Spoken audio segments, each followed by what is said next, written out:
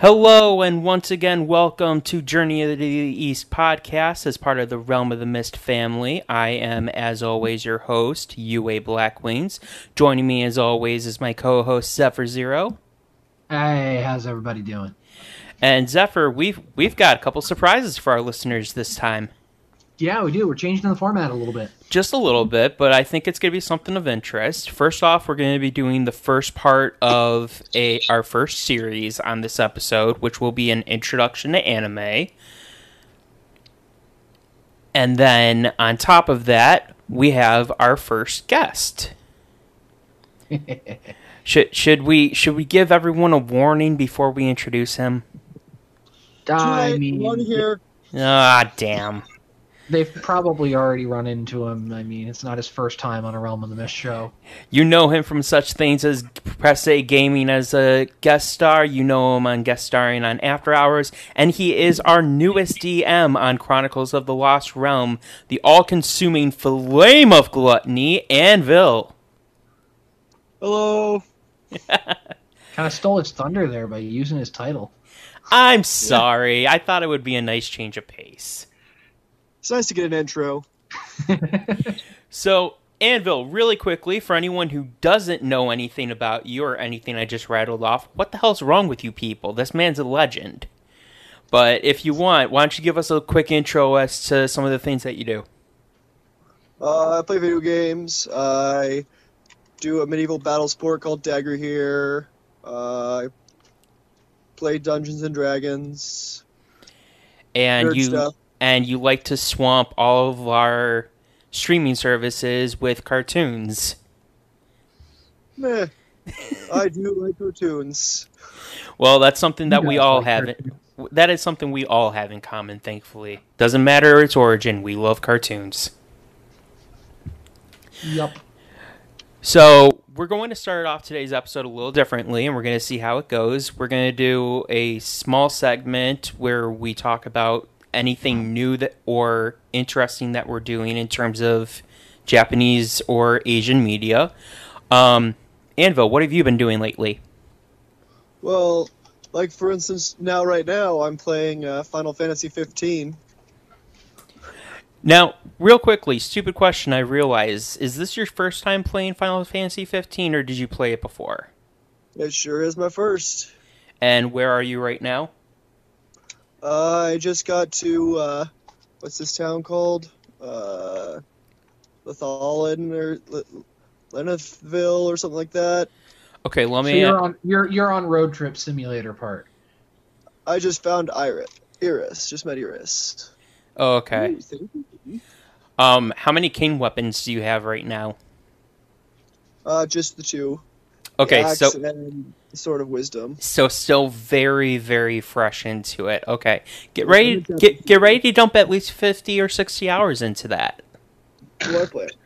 Those are rookie numbers. You need to pump those numbers up. Yeah, I forgot. This is the man that lives for the side quest. 100%. 100%. You're talking to the guy who talks to every fucking NPC. And multiple times, just to make sure that they don't have rare dialogue options. No, and the thing that I'm gonna love is eventually he will hit the part where he has to do the 1 hour Tortoise Mountain boss, and I want to see how long it takes for him to actually beat it. Spoilers. It's not spoilers. Almost anyone who's seen the game knows that boss exists. I did not, for the record. Oops. Don't worry, there's no tortoise boss that you have to face. Too late now. Cat's out of the bag, man. Anyways, Zephyr, what have you been doing lately? Well, I've been watching Ghost Sager on my Toku drive, and I have also been playing since today, since it just dropped, Xenoblade Chronicles Definitive Edition. All right, and Is it worth? It is worth, however, I need to pick up a Pro Controller for it because I got a Joy-Con with Joy-Con drift, and it's making playing it very frustrating. Because I'll be fighting and Shulk will just run off to whatever end of the map he feels is fucking awesome. The Pro Controller is worth its weight in gold, man. It really Right? is. Like, I never had a problem with Joy-Con drift for my my Switch until recently. And especially since Nintendo has already said that it is not doing any Joy-Con drift repairs right now due to the present environment. Yeah, Right. buy a Pro Controller. My only option is to get another controller, and if I'm going to buy another controller, I'm going to get a Pro Controller. Good choice. I gotta buy another set of Joy-Cons. Besides, just wait until Nintendo opens its shops back up, and they'll fix it. You just have to wait until, all this virus thing is over. Yep. In other words, once again, ladies and gentlemen, buy a Pro Controller for your Nintendo Switch. Now that Why do we keep doing that? We're not getting any ad revenue for that shit. it's good, it's good training for when we do get an advertiser or something like that. It's And not just that, but when you genuinely enjoy a product, endorse it, whether you get paid or not. exactly. You hear that, Nintendo? Pay us. We'll shill your shit. We really will. You're talking to one guy who lives off of the Legend of Zelda franchise. We're talking to one guy who has had almost every Nintendo product under the sun, and your favorite Smash Bros. Personnel. I mean, seriously, Nintendo, if you don't want to give us a boatload of money, we're not asking for that. Just throw us a bone every now and then, and we'll plug your shit for pennies. Just give us swag. Hell, I'll work for swag. Swag, early release of games, doesn't need to be monetary. For me, I have just found out that Season 2 of Fruit Baskets has started to drop, so I caught up on that real quickly. And I found a new anime that has caught my attention, and it's one of those guilty pleasure animes that you two kind of curse me for. It's called The Testament of Sister New Devil. And I've heard of that one. Let me preface this real quickly by saying there is a plot. There is 100% a plot here, and there is a lot of action in this. But yes, there is fan service. There's fan service out the wazoo. It is softcore porn. There's lots of plot. No, okay, this isn't High School DxD. I fully acknowledge that. This is better than High School DxD. Lots of plot. Shut up. Lots of plot. Shut up. This is where we need to have like images, JPEGs pop up on our videos, because like we need some serious editing up in here, because we just need to have big anime titties flash across the screen. Speaking of which, Nintendo, I don't know if you guys have heard, has announced that it will be publishing a hentai game. Yep. It just destroyed both other consoles by saying, "Hey, yo, we got anime titties." Here, anime titties. Dude, that's been like news since the launch of the Switch. Like, Nintendo put out really early that, we're not gonna censor the games on the Switch store. They said they were going to censor it, but nobody was making H games, but someone is now. Let me ask this. Is it a dating sim? Yes, most H so, games yeah. are. We'll see. I'm not gonna worry too much one way or the other on that. What do you care if it's a dating sim or not? You play fucking Persona. Truth. It's Persona with tits. Like... Because yes, it does have the sim portion of the game, but I mainly play Persona for the action base of it. But anyways, we're not on Press A, we're on Journey to the East, and today we're here to start the first of our mini-series. And today we're going to talk about the introduction of anime, one of Japanese biggest boons to hear in the United States and all across the world.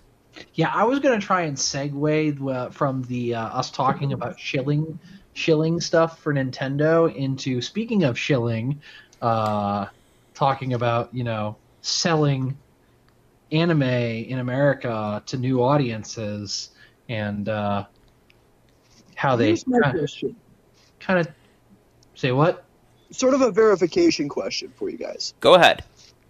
What exactly are we calling anime and qualifying as anime? Is it the anime, everything that falls into the anime art style, going to be considered anime, or is it just specifically stuff from Japan?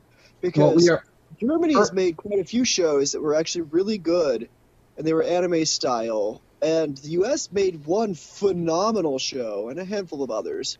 One that falls into mind is the Avatar. You're jumping on a little early there, Anvil. We're not there yet. Well, we're starting way back in like the 1970s with some of the early animes that came in. Actually, no, I'm going to do you one better. Anime dates all the way back to 1910s. True. So we're going to go all the way back to its conception and then edge into its introduction into the US, because doing my research on this, there was a couple of things to note that really caught my eye. And to answer Anvil's question, what I'm going to qualify anime as for the purpose of this series is going to be any animated product that was made specifically by a Japan company, a company based in Japan. I want to cover America created anime styles in a separate segment because I feel that it deserves its own time in the sun. Okay. So right now we're going to talk specifically about Japanese based anime and how it became introduced into America from its conception all the way to present day. We're going to try and do all that in one episode? We're going to try to do all that in one episode, and in the next 2 episodes, we're going to dive a little bit deeper into the introduction into America portion, where we're going to cover how it was introduced to us as children with certain television shows, and we're going to go into another episode and talk about it specifically on more adult-oriented shows. And that's where we're going to have Anvil coming back for, at least, because he very badly wants to talk about Toonami. I'm having flashbacks to the little bit from Animaniacs with Yakko Warner naming all of the countries. I feel like that's what this is going to be. The big thing here, if we can't squeeze it all into an hour, then we compress it where we can and we do the best we can. If it means that we have to go a second episode, we'll go a second episode. But I don't think that it's going to really require that, but we'll see. That being said, let's get started. So, as I had mentioned before, earliest recommendation scene of Japanese-based anime is back all the way in 1917, and this was right around the time where, as Anvil had pointed out... Right there. Go on. Actually, it was 1907, and it's Katsuro Shashin.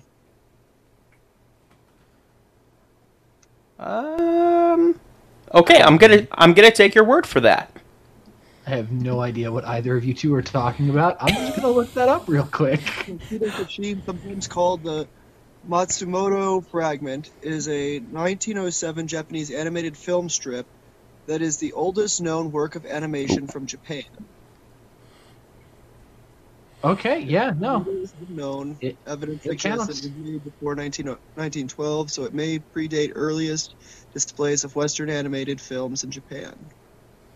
Damn. The world's first anime happened in 1907. Huh. Well, Kinda cool. Obviously, I'm missing something on my research because I'm not seeing 1907, but then again, I trust Anvil more on this than I do myself. So, one of the things that really caught my attention, and this personally brings a very special place in my heart, it wasn't until thanks to Walt Disney and his introduction to the first full feature-length animated picture in America, Snow White and the Seven Dwarfs, that Japanese animators decided to really start revving up their engines and start producing quality material. Truth. So from there, you had, from 1937 up until 1960s, that's when a lot of animators were starting to really get good at their craft and starting to come up with stuff. And it wasn't until the 1960s and 70s that manga started to influence anime, which will be a subject of its own episode by itself. Because we could talk about manga for days. Right. So we could talk about a lot of manga that haven't gotten anime adaptations yet that deserve them. Oh man, that's an episode by itself, because that one's gonna take a little while. There's gonna be a lot of pros and cons and arguments on that. Magic Serpent. So now we're going to jump up into the 1970s, where Zephyr is going to have some good information for us, I'm sure. At this point, manga really started to take off in Japanese culture, and that's where a lot of anime, like we just said, get a lot of their baselines. And this is where anime started to really sprout out and branch out and form its own mini-genres. And we really started to see a large boom in sci-fi anime.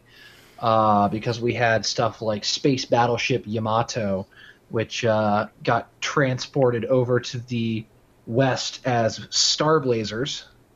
There's a lot of transference in this era of animation, particularly for Japanese animation, that we saw a lot of adaptations of the work under different titles in the United States, because they would take a work from Japan, bring it over, redub it, oftentimes remove a lot of the stuff that was culturally confusing to American viewers, and replace it with some American created filler pieces. Oftentimes, I'm going to interrupt you there. Oftentimes, it wasn't necessarily just because it was culturally confusing, but oftentimes it was a flat-out censoring. It was something that it was seen as unpatriotic in the U.S. Also, yeah. Oh, there was a lot of that too. I'm glad you mentioned that. But like we had shows like Battle of the Planets that was based off of Science Ninja Team Gatchaman, that was brought over to the United States, billed as Battle of the Planets, and what they ended up doing was they took out a lot of the scenes that were like inherently Japanese in nature and replaced them with the 7 Zark 7 segments, which were entirely an American invention. And imagine my surprise having grown up being shown Battle of the Planets and remembering fondly of like all these characters, including 7 Zark 7, and go and watch the source material Science Ninja Team Gatchaman and being like, where's Zark? Where's 7 Zark 7? And it's like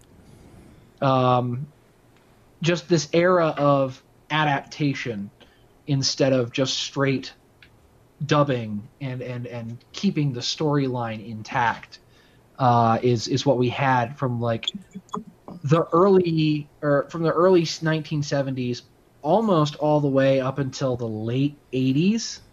We saw it was mostly adaptation and not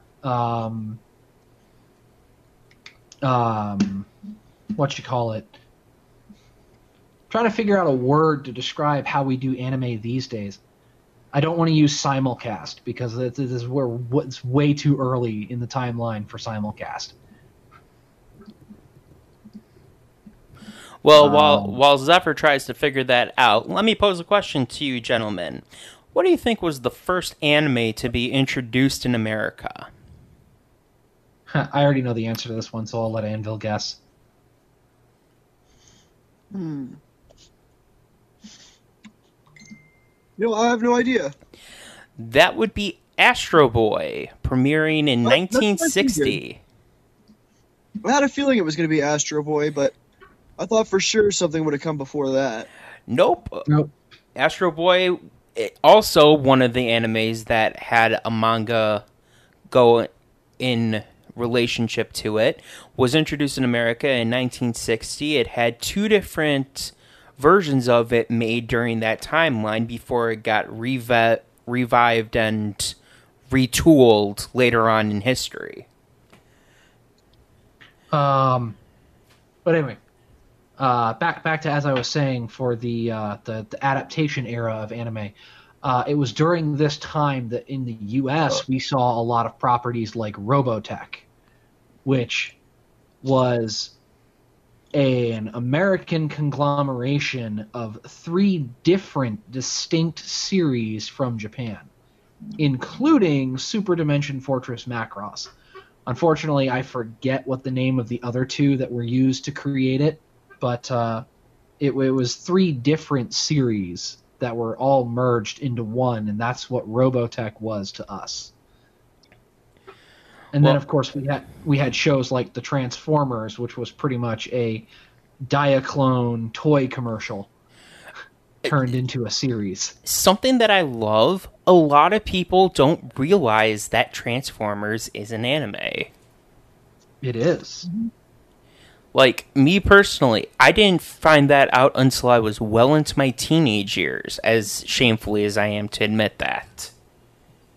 Transformers is kind of in this weird territory, though, because it's a gray zone, because it's a very Western art style, but at the same time, it's an Eastern animation. It was one of the first co-productions, because the Transformers toy line was inherently Japanese. Hasbro went and bought the rights to I think it's Diaclone was the original name of it. It was a toy line. It didn't have an anime or TV adaptation attached to it. It was just a toy line of transforming cars, and Hasbro went and bought the toy line from Japan and then had a collaboration effort to make a TV show to sell the toys in the United States. And that's how we got the Transformers. That's also how we got G.I. Joe. Yes.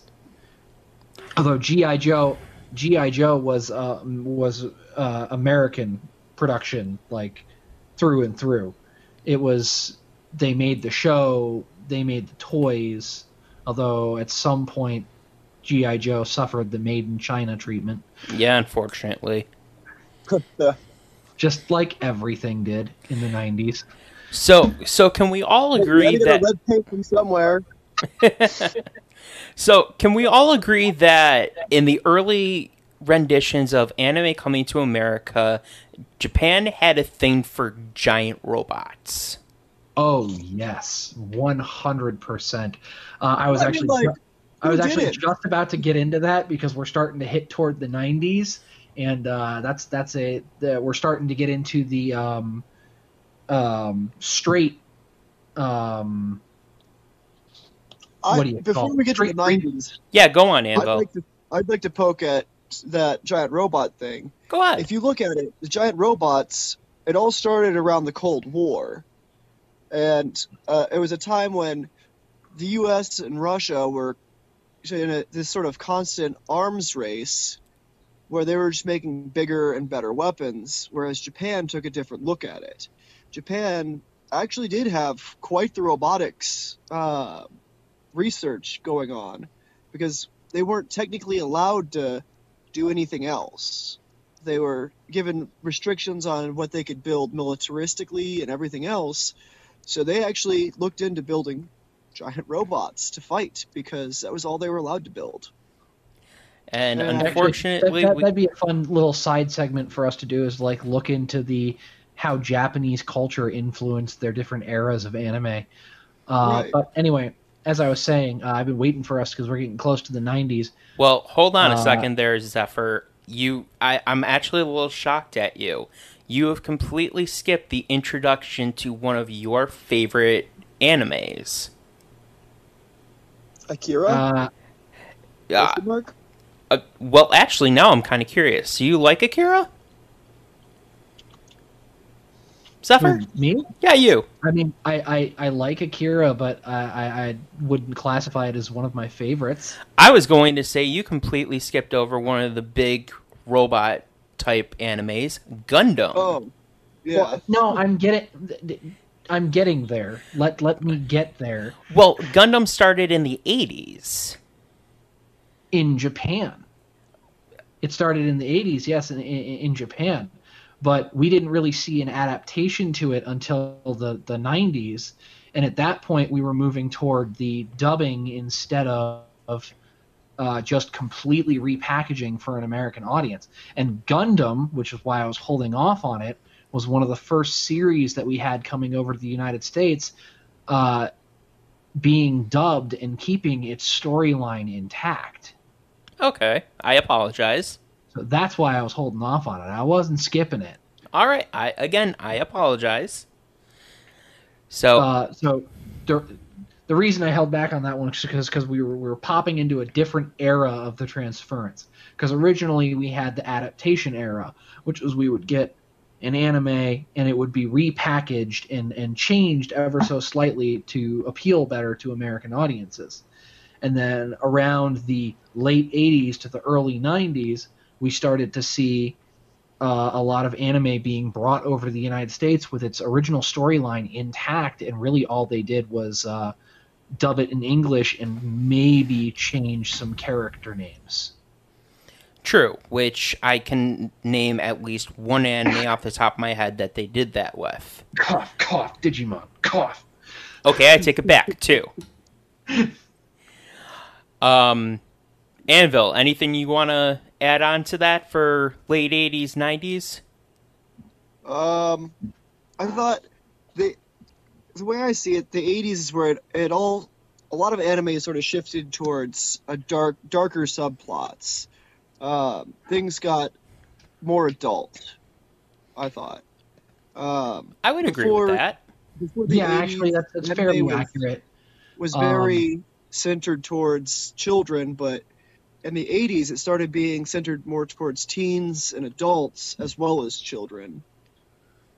And I think that has to do with the fact that a lot of the folks that grew up with the animated shows, like even in Japan and the United States, the people who grew up with shows like Astro Boy, and I think in Japan it was Mighty Atom was the original name of Astro Boy.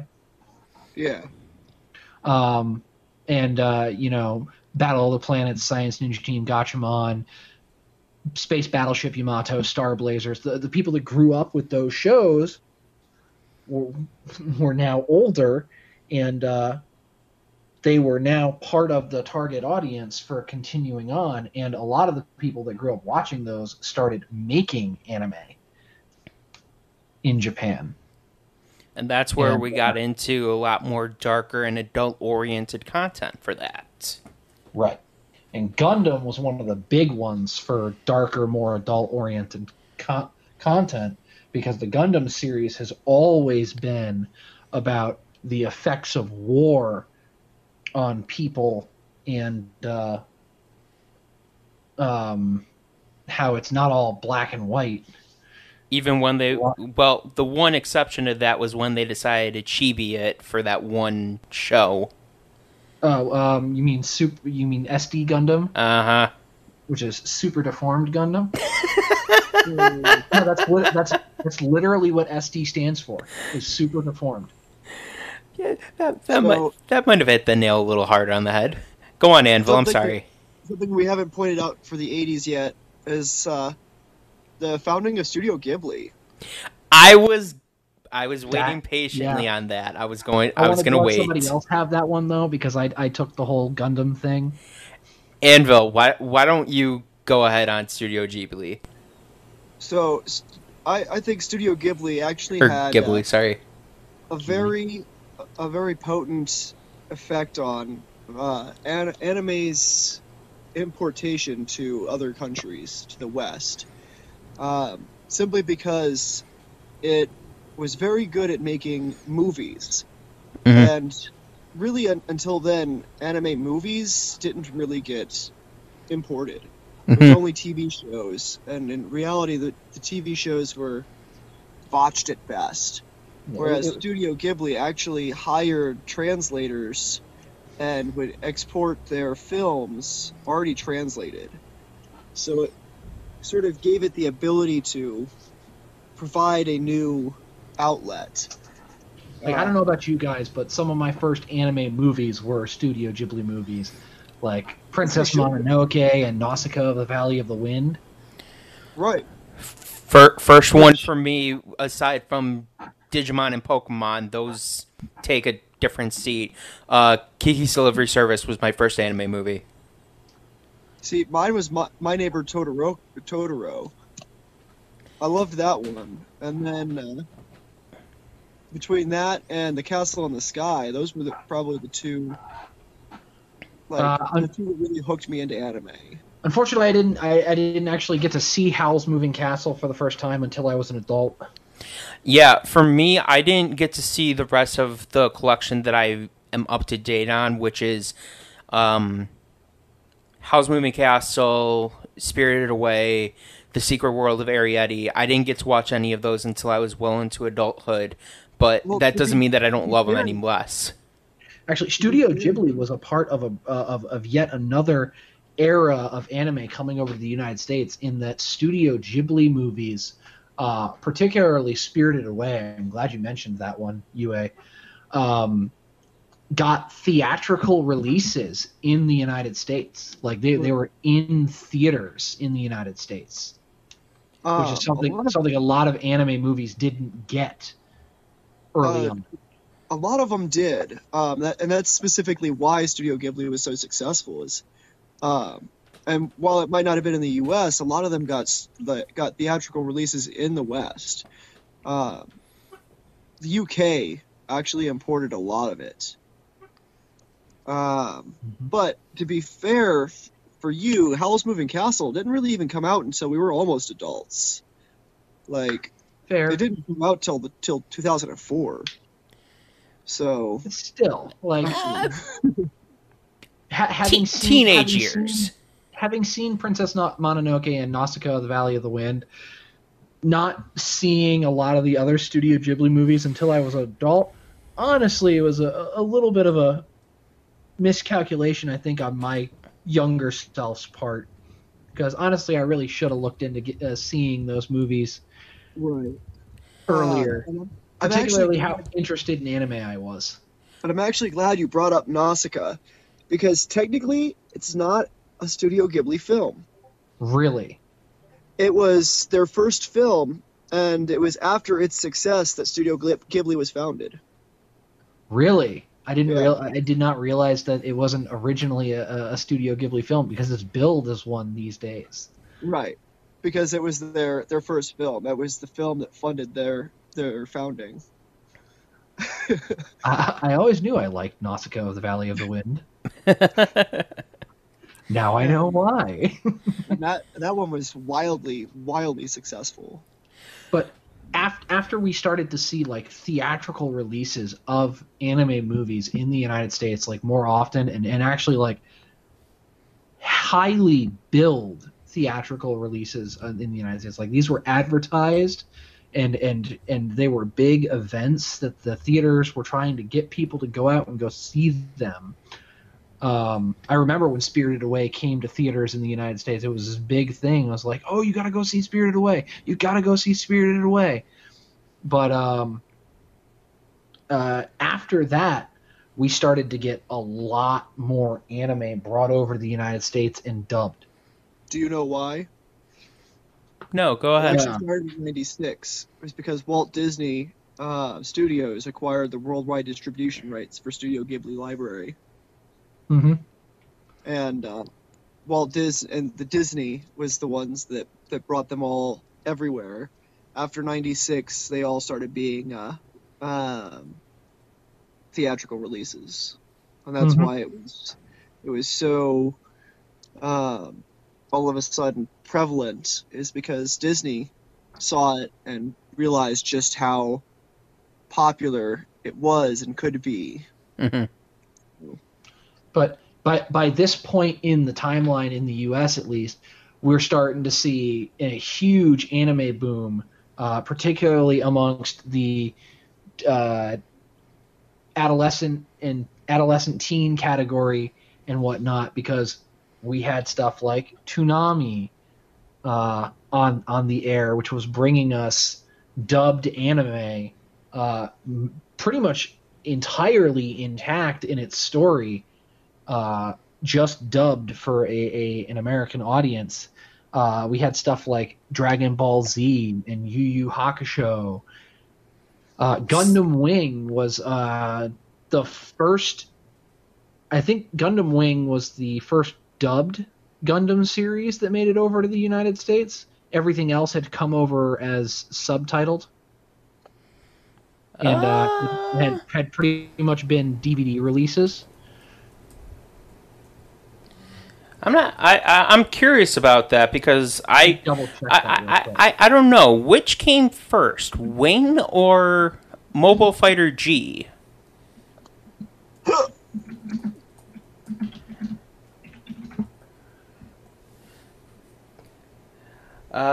Nope, you're right. It is Wing. The first time that the West got to experience Gundam was the series Gundam Wing, which aired on Toonami. Yep.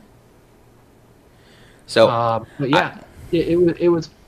Well, I wouldn't say it was the first time the West got to experience Gundam. It was the first time we got it dubbed. Everything else prior had come over as like DVD releases of subtitled Gundam stuff. Mm-hmm. And so it wasn't like there was a dub for it. It was this incredibly niche release that you had to have been an anime fan to begin with to pick it up beforehand. And once we started to get stuff like Toonami, we started getting dubbed releases of actual intact storyline stuff for packaged for teenagers and children, that I think wound up starting the anime boom, which resulted in us getting lots of dubs of some lesser known anime. And let's be honest, in the early days of the anime boom, there were some pretty bad dubs. Well, you also can't forget that covers the teenage aspect of it, but going back down to the kids, you had stuff that was airing on Fox Kids, on WB for Kids, on Jetix. Yes, I'm going that far back here, ladies and gentlemen. For stuff like, God bless, why am I blanking out on names? I'm pretty sure Shinzo was an anime. Was Monster Rancher an anime? Yes, it was. Monster Rancher, of course, we've talked about it all the time. Pokemon and Digimon. There's so many Mega Man Battle Network.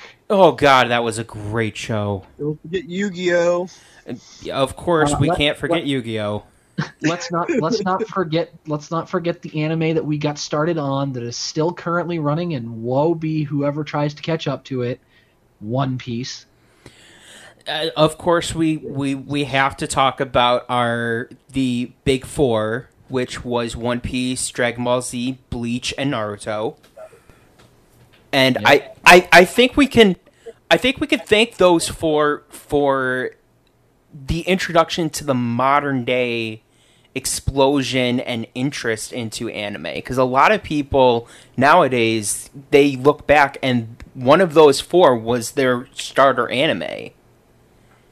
I don't know, man. I've run into a couple of people who've been like, "Yo, my starter anime was like Black Clover or My Hero Academia," and I'm sitting here going, "My starter anime was Gundam Wing." We've had 3 oohs in Anvil in less than 5 seconds. We better let him speak.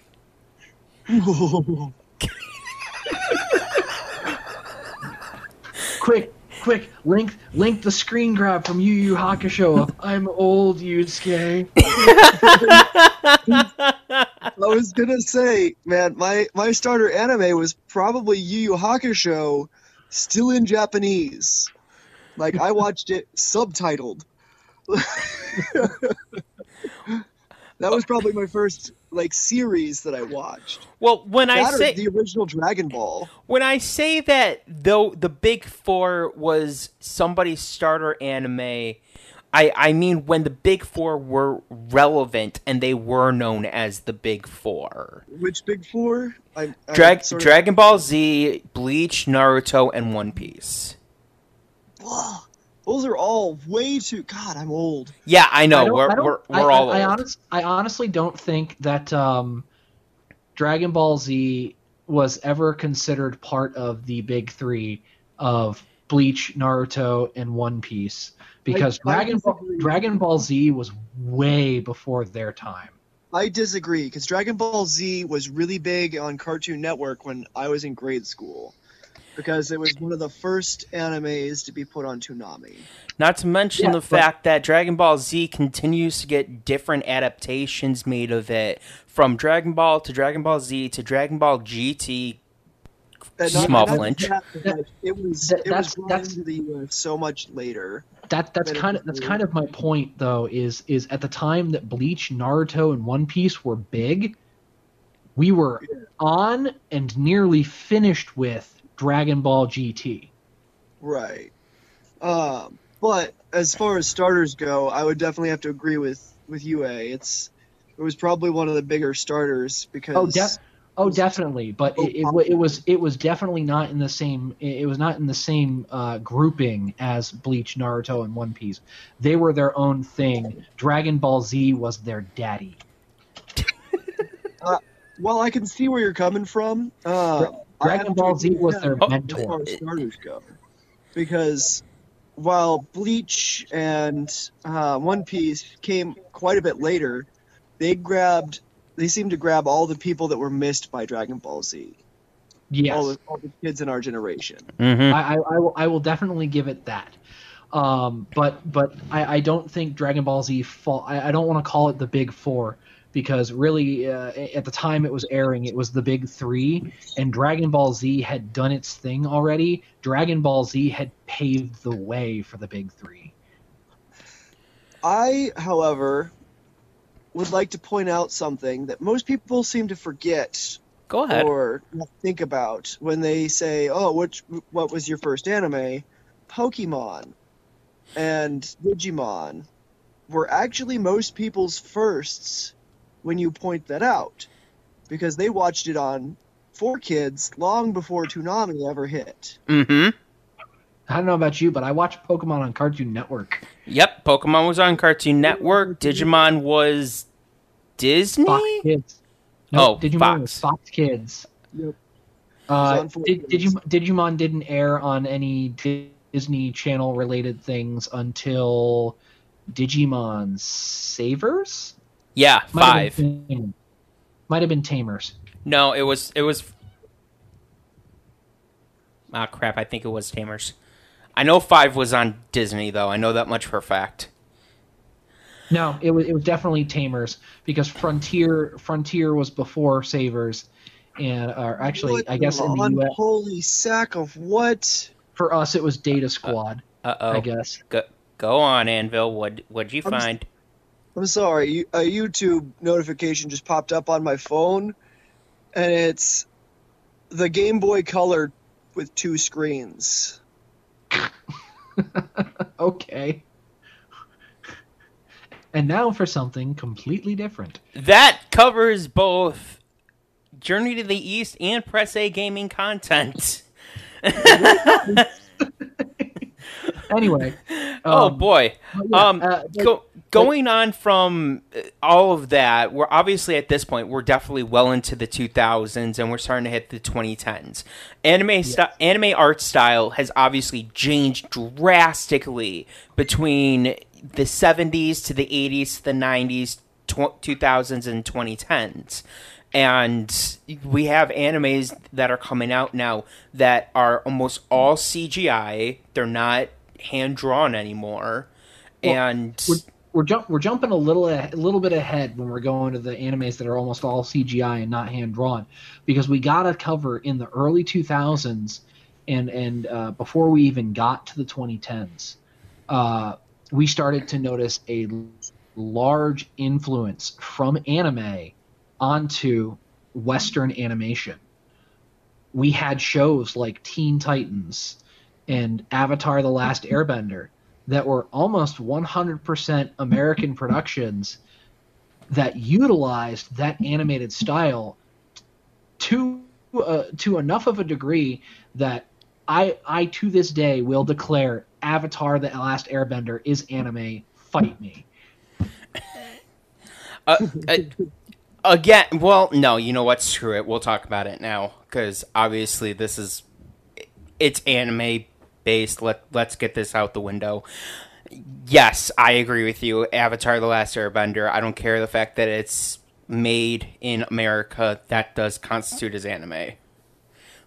But it just in the early 2000, mid 2000s. We'll call it the mid 2000s because we're heading toward the 2010s, and we were starting to notice that there's this heavy influence from anime onto Western animation.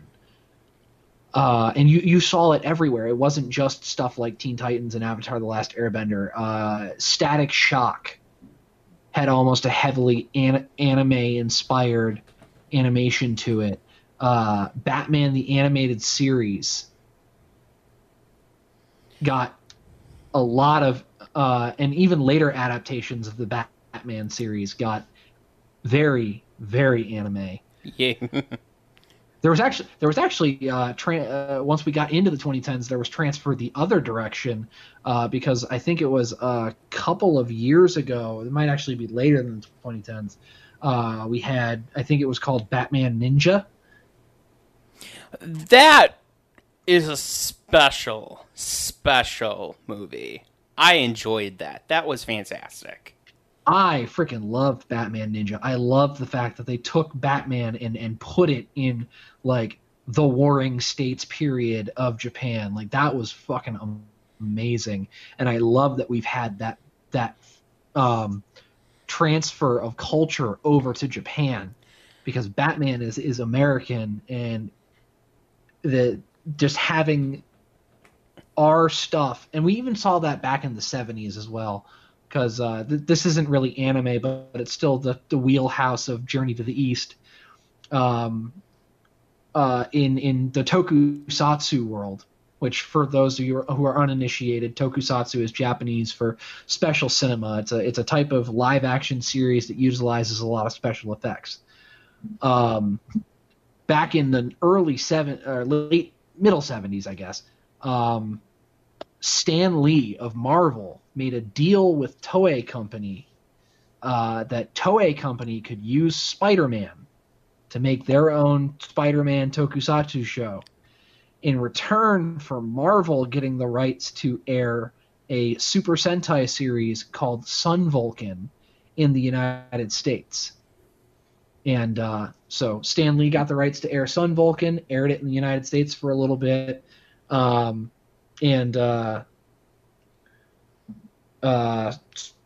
Toei got Spider-Man. And so they had this tokusatsu Spider-Man who had a giant robot and everything. It was the 70s. It was a weird time.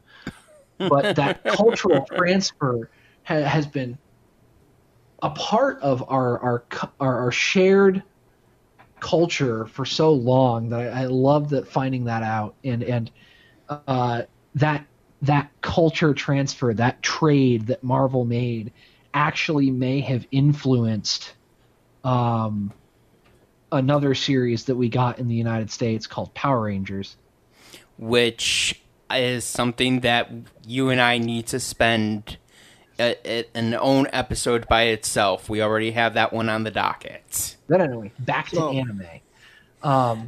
Go on. Hold on. Anvil had something. I was just going to say, there's one series that I forgot about that was another one that it's very clearly influenced by anime, but it's a Western series. It's called Oban Star Racers. Oh, Oban Star Racers. I remember that one. That was on Jetix, and then it aired a little bit when it went to Disney XD. Yeah. Okay, so my brain just broke because I forgot about that one. I'm so glad you guys know it, because it was one that like nobody else knew about when I was watching it as a kid, and it was so good. It was pretty good. And since we're still in the 2000s, moving towards the 2010s, we got to talk about Adult Swim. Well, yeah, I mean, we already talked about Toonami, so I mean, let's jump on to Adult Swim real fast. There every Saturday night on Adult Swim for Cartoon Network, there was such a good lineup of anime that definitely contributed to the big anime boom of the 2000s, because they were constantly pumping out dubs for really good shows. Like, you had the mainstays of Cowboy Bebop, The Big O, Inuyasha. Thank you. Full Metal Alchemist. An anime that's very near and dear to my heart that I first saw on Adult Swim, and then I finished the series on Netflix many years later. Eureka 7. Oh, brother, that... You want a slow burn anime, ladies and gentlemen, that's it. Oh, man. Another one that was on Adult Swim that I got introduced to on Adult Swim that I didn't realize I had seen the entire series until years and years later. I just thought that I kept seeing the same episodes over and over again. Fooly Cooly. Yeah, apparently that's only 8 episodes long. I really wish somebody had told me that. Because Adult Swim played that one on repeat for fucking ever. I think they still air it every once in a while. Anvil, you got anything you want to throw at that? I just wanted to point out, while I just sort of wanted, because we glossed over the transition of Toonami to Adult Swim. In reality, the reason why they air it on Adult Swim now is because they're sort of giving homage to what started them off. Adult Swim evolved from Toonami, and they play anime now, and they call it Toonami again. Mm-hmm. Yes, they actually brought Toonami back on Adult Swim, which is really nice. Including Tom. They brought Tom back. Yeah. This is what, the 7th or 8th rendition of that little robot? Yeah, right. He keeps getting destroyed in spectacular ways. Can we take a second to enjoy some of the mini films that they made for his destruction and eventual rebirth? Oh yeah, like that. That's actually one of the things I loved about Toonami, was like they brought in all this anime for us to watch, and they gave us a storyline for the segment that was showing it. Like, that was pretty fucking fantastic. You know what I really liked, though? That was specific to Toonami. Go on. And it's sort of what gave rise, in my theory, it's probably what sort of gave rise to most of the shows on Adult Swim. Space Ghost Coast to Coast. Oh, wow. Yep. I remember that one. Was that on Toonami? I thought that was a no, that was an Adult Swim content. Nope, that was Toonami. It was 1994. Oh, okay. That explains it then. It was still Toonami. Oh man. So we have Space Ghost Coast to Coast to blame for all the crappy Sunday Adult Swim content. So leaving. Dude, I would love it if Adult Swim was just all anime all the time. It would definitely make up for some of the shit that they have on there sometimes. So yeah, I just want Saturday Adult Swim, Toonami, 7 days a week. Is that too much to ask? Nah. In my opinion, no. So holy crap! Yeah, I was just looking up because I saw the original Space Ghost when I was a kid. Mm-hmm. Did I mention Paranoia Agent when I was talking about the original lineup of Toonami? I feel like I didn't mention Paranoia Agent. Zeph, you completely ran over Anvil. Sorry. Go on, Anvil. It's fine. I was just pointing out that because I watched the original Space Ghost when I was a kid. Mm-hmm. I didn't realize that was a 1960s cartoon. Well, you know what? Looking at the art style of that sounds correct. Space Ghost. Yeah. Do-do-do-do. Well, actually, hold on 1 second. Real quick question. Space Ghost, wasn't that a Hanna-Barbera title? It was. So yeah, that makes sense that it was done in the 1960s, 70s, because that was right around the time of Flintstones and the Jetsons. Flintstones, Jetsons, Scooby-Doo, Captain Caveman, Dynamite and Blue Falcon, Wacky Racers. So Why do I know so much about cartoons? I'll never know.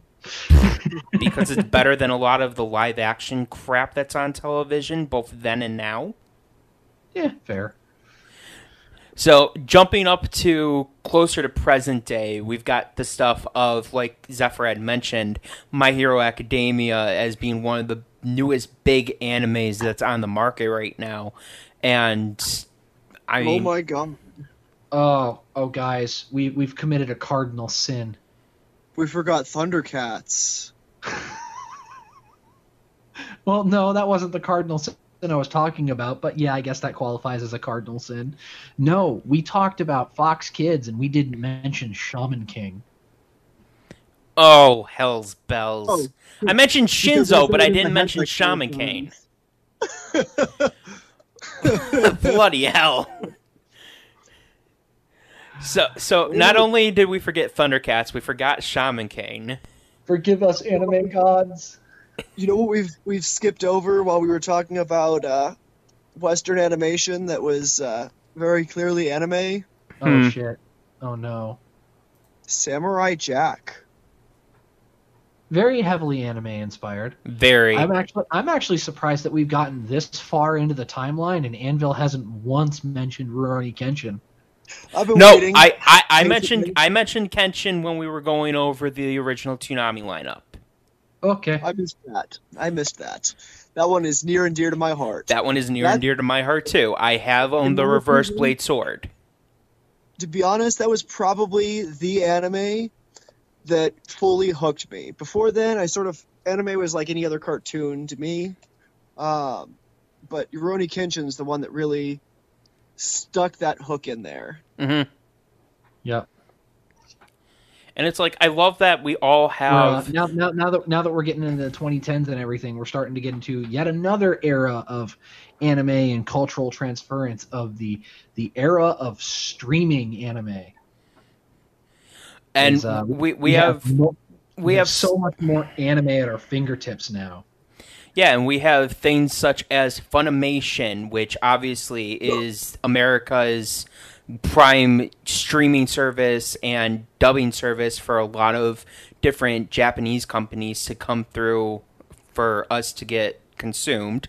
We have things such as Crunchyroll, VRV, and Hulu, Netflix. I mean, it's another thing that the streaming race just brought in mainstay for us, and we gobble it up. Right. Mm-hmm.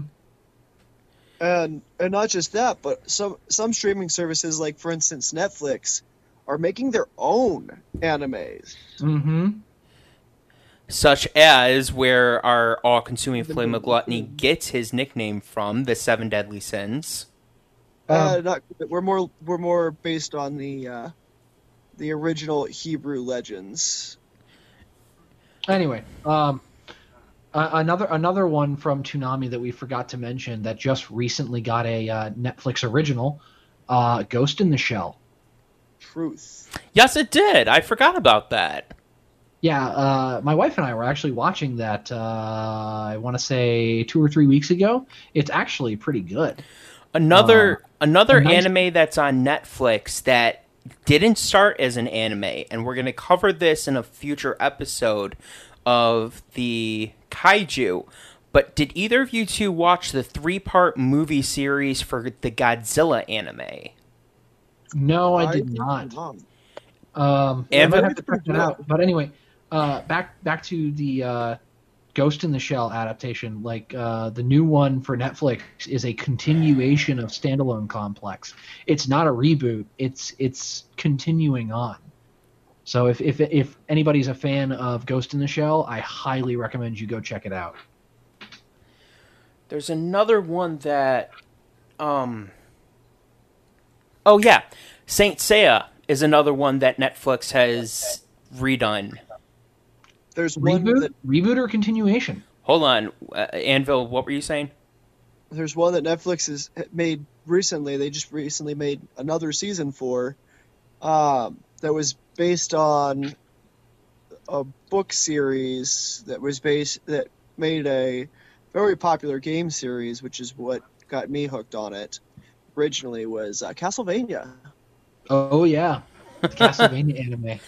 To answer Zephyr's question from before, because I want to acknowledge that I'm not positive. I want to say it's a reboot. I never watched the original Saint Seiya, but I have watched a little bit of the Netflix version of it, and it is good.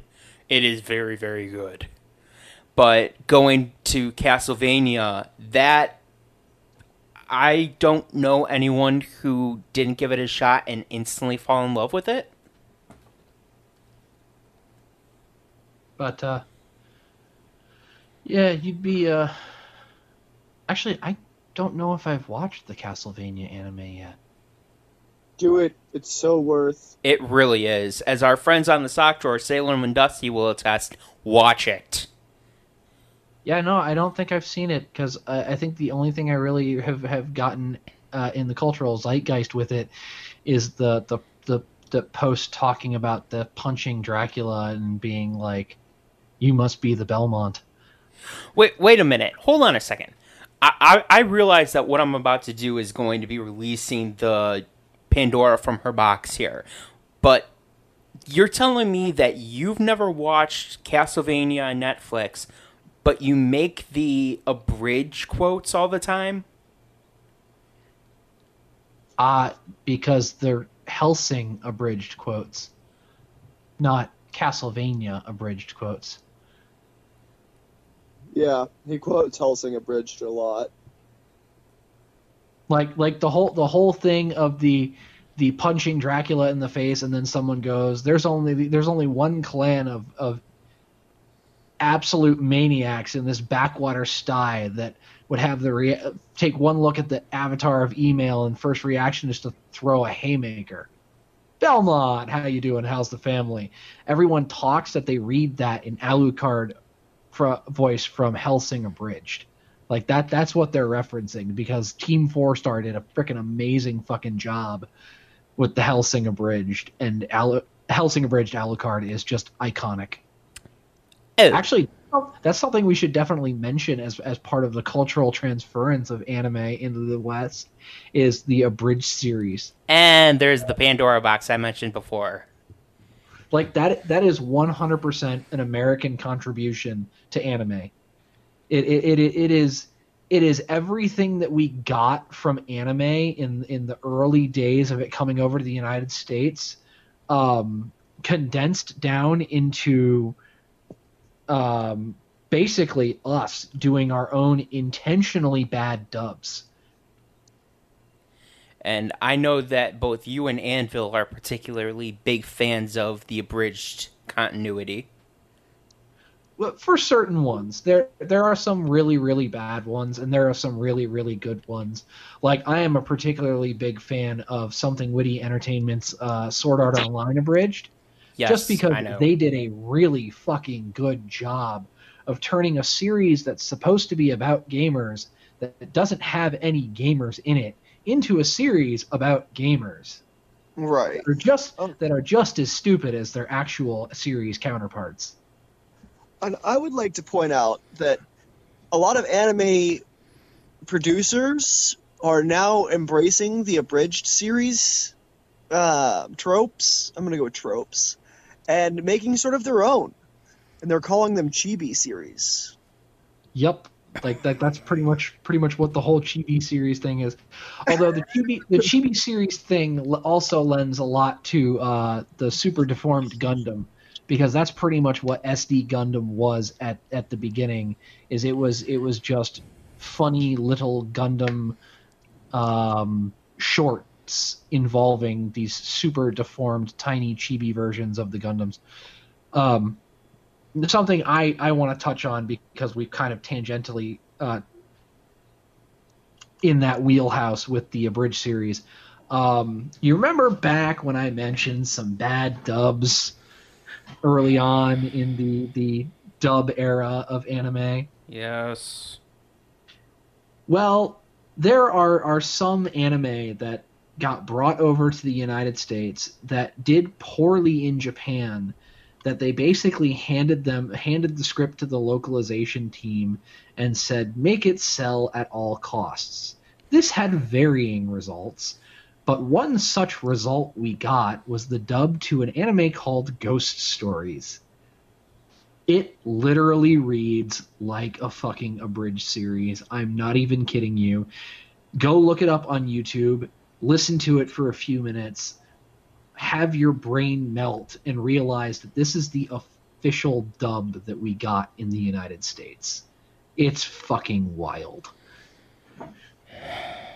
I don't like abridged series.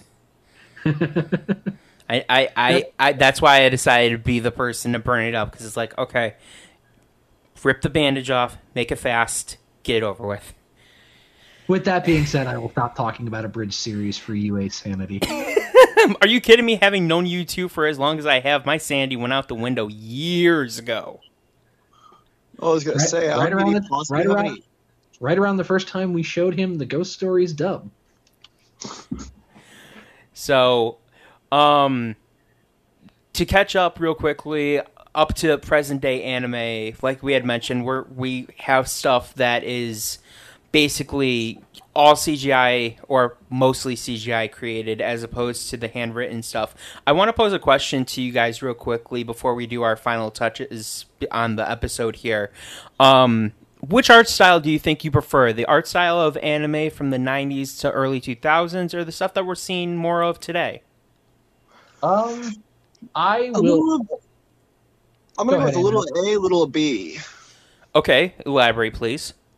So, I think now there's a very wide variety of the anime style, or of the animation styles, whereas I like a lot of them. Some of them I could do without.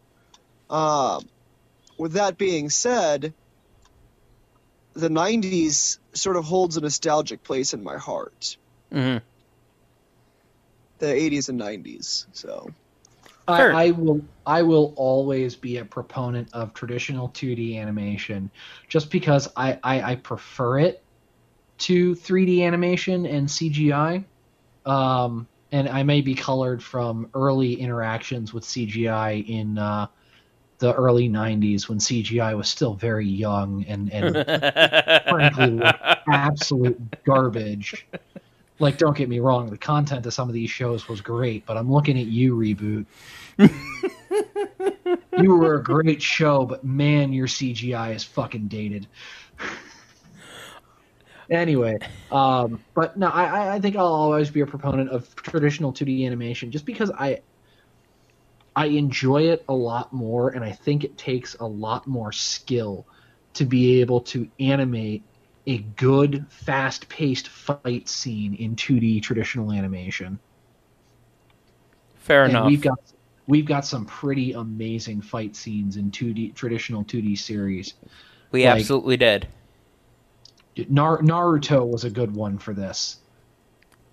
They had some pretty well animated fight scenes. I was more a fan of the fight scenes from Yu Yu Hakusho or Rurouni Kenshin. Yeah, I was going to say Rurouni Kenshin's like probably my favorite fight scenes ever. So I have to side a little bit harder with Anvil's answer of a little of A, a little of B, because some anime now that are CGI created, I can't see them being made in the 2D art style and have the same effect, and vice versa. I can't see shows that were prominent in the late 90s, early 2000s with the 2D art style and be as effective as they are then as they would be now if they were to be the CGI creation of it. The biggest draw on that one for me that I can think of off the top of my head is the reboot of Sailor Moon, where they went from the 2D art style to the 3D CGI. And I mean, me personally, I kind of got turned off to it really quickly. That being said, I have had some real favorites of anime that used a blending of the two. Like, they are primarily 2D animation that utilized 3D for certain parts. The first one that jumps to my mind right now is Gargantua of the Virtuous Planet. Ooh, so good. So very good. Good example. Primarily 2D animation, but the robots and most of the bigger things in that were CG. And then everything else was 2D animation, and they did a really good job of blending those together to where it honestly felt like it was seamless. So right. something I would like to do as a wrap up for this series when we do get to the end, I'd like to bring you back, Anvil, for that if it's okay with you. And I would like all three of us to do a top 10 favorite anime list, and let's just spend that hour talking about that and just going over what our favorites are. Let's do a top 10 anime for that, and then also let's break it down by era and say what our favorite was for each of the eras. Like, I can write out like names for each of the different names and dates for each of the different what I consider eras of anime, and we can probably go off of that too. Yeah, that sounds like fun. I think that all three of us would have a good time with that. Yeah. So, before we sign off, ladies and gentlemen, I do want to leave you with one thing. Anvil, another cardinal sin that I think that you might have committed, and I'm not positive on this one. It is we didn't bring up isekai. No, that's its own episode. Yeah.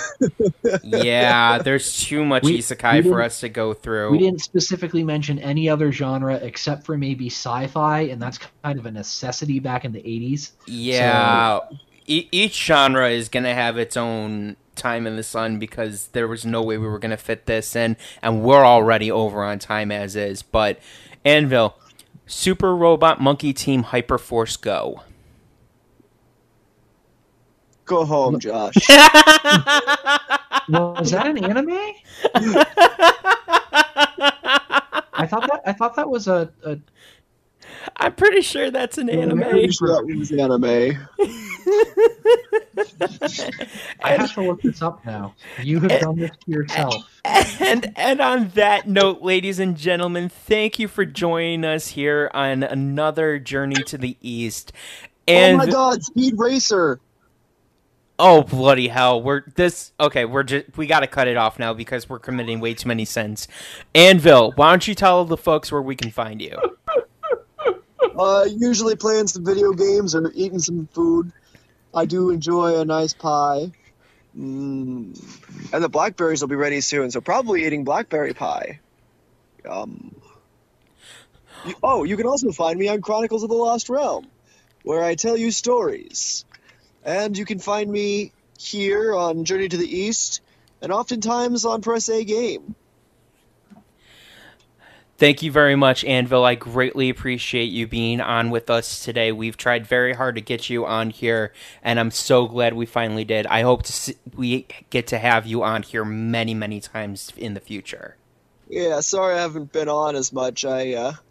Between my new job and trying to coordinate everything for Chronicles of the Lost Realm, it's been life happens, my friend. I understand that. Zephyr, real quickly, buddy, where can we find you? You can find me on Press A Gaming as your host every other Friday on Realm of the Mist, although with this whole thing going on, my release schedule has been a little wonky, but I'm going to hopefully get back to that as soon as everything normalizes. You can also find me on Chronicles of the Lost Realm playing Akla Temrek, and anywhere else on Realm of the Mist that they decided to rope me into at the time. Also, you can find me here on Journey to the East as your wonderful co-host. And historian extraordinaire. I usually just Google it. Once again, ladies and gentlemen, thank you very much for listening to this episode of Journey to the East podcast. We have a new outro for you to listen to, so I will make this very short and sweet. I, as always, have been your host, UA Black Waynes, and we will see you next time on our next journey to the East. Bye!